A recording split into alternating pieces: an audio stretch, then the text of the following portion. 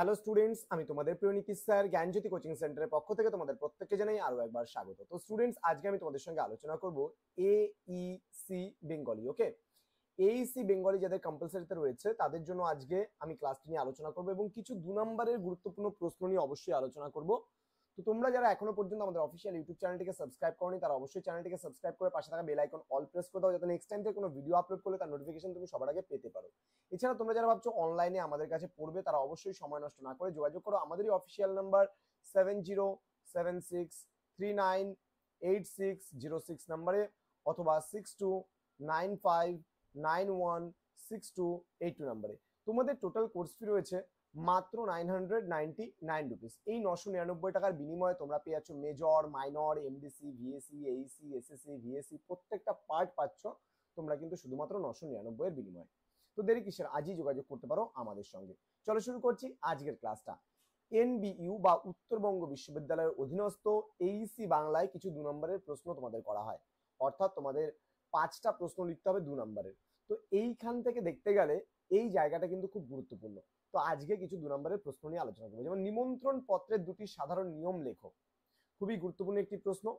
প্রথমত, কবে নিমন্ত্রণ সেই তারিখ কিন্তু অবশ্যই উল্লেখ করতে হবে এবং তার সাথে কোথায় নিমন্ত্রণের আসর বা ভুরিভোজ তাও কিন্তু উল্লেখ করতে হবে। অর্থাৎ খেতে দেবে কোথায়, তুমি নিমন্ত্রণ করে কোনো ভবনে তুমি খেতে দিতে পারো, তোমার নিজ বাসভবনে হতে পারে, সেটা কিন্তু অবশ্যই উল্লেখ করতে হবে। এবার কি উপলক্ষে নিমন্ত্রণ তা কিন্তু অবশ্যই উল্লেখ করতে হবে। শ্রাদ্ধানুষ্ঠান হতে পারে, জন্মদিন হতে পারে, বিবাহ বার্ষিকী হতে পারে, বিয়ে উপলক্ষে হতে পারে, আরো অন্যান্য কারণেও কিন্তু মানুষ একে অপরকে নিমন্ত্রণ করে এবং সেই নিমন্ত্রণ পত্র রচনা করে। তাহলে নিমন্ত্রণ পত্র রচনা 2টি সাধারণ নিয়ম কিন্তু আমি খুব সুন্দরভাবে তোমাদের বলে দিলাম। পরবর্তী প্রশ্ন আমরা চলে আসবো, নিমন্ত্রণ পত্র কাকে বলে। দেখো, বাড়িতে, সমাজে, স্কুল কলেজে, কোনো প্রতিষ্ঠানে কোনো অনুষ্ঠান অনুষ্ঠিত হলে সমাজের মানুষকে আমন্ত্রিত করার জন্য বা নিমন্ত্রণ করার জন্য যে পত্র প্রেরণ করা হয় তাকে কিন্তু নিমন্ত্রণ পত্র বা আমন্ত্রণ পত্র বলা হয়। আবারও বলছি আমি, বাড়িতে, সমাজে, স্কুল কলেজে, কোনো প্রতিষ্ঠানে কোনো অনুষ্ঠান অনুষ্ঠিত হলে সমাজের মানুষকে আমন্ত্রিত করার জন্য বা নিমন্ত্রণ করার জন্য যে পত্র প্রেরণ করা হয় তাকে নিমন্ত্রণ পত্র বা আমন্ত্রণ পত্র বলা হয়।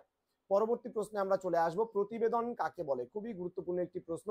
প্রতিবেদনের ইংরেজি নাম হলো রিপোর্ট। নির্দিষ্ট তথ্যের ভিত্তিতে প্রতিবেদন রচনা কিন্তু করতে হয়। কোনো নির্দিষ্ট ঘটনা সম্পর্কে যখন তথ্য সন্ধান করে ঘটনাকে বিশ্লেষণ করে সহজ সরলভাবে সুস্পষ্ট বক্তব্য সহযোগে উপস্থাপন করা হয় তখন তা হয়ে ওঠে প্রতিবেদন।